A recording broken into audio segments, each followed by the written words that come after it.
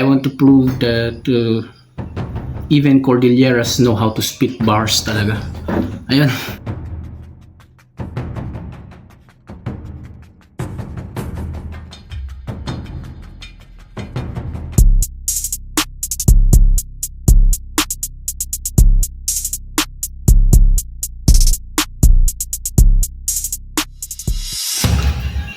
Yung nasa lahat, di ko na kailangan tirahin tong taong walang kwentang to. Pero dahil kailangan, sige, di ko na din titindihan ang aking tugmaan.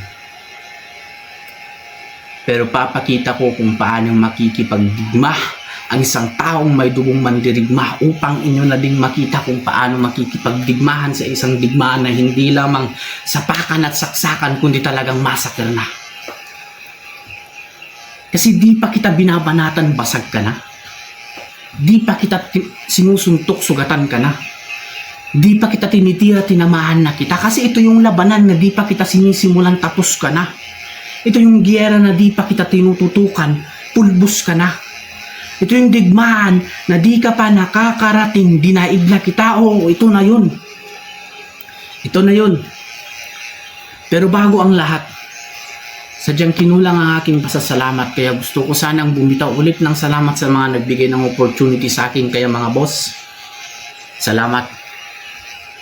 Kasi sadyang isip ng aking kaisipan ay isipin na wag sayangin ang opportunity na to. Kaya aking naisipan na dudurugin kita bilang alay sa mga to. Kaya ito na yung perfect na opportunity para may pakita kung paano kitang masakin. Kaya din. So let's talk about this guy. FTK kanyang pangalan. Ano yan? Free to kill? Because I don't give a fuck. Wala akong pakialam kung ano man ibig sabihin yan. Bibirahin kita hanggat iyong malaman ang kawalang kwentaan ng iyong pangalan. Aabusuhin ko lahat na pwedeng maabuso hanggat iyong maramdaman na inabuso ko ang iyong kalooban. So that you will know that I was the first to kill and you get to be the first to kneel. And when you realize that you failed to kill, you'll know that you tried killing something that you couldn't kill.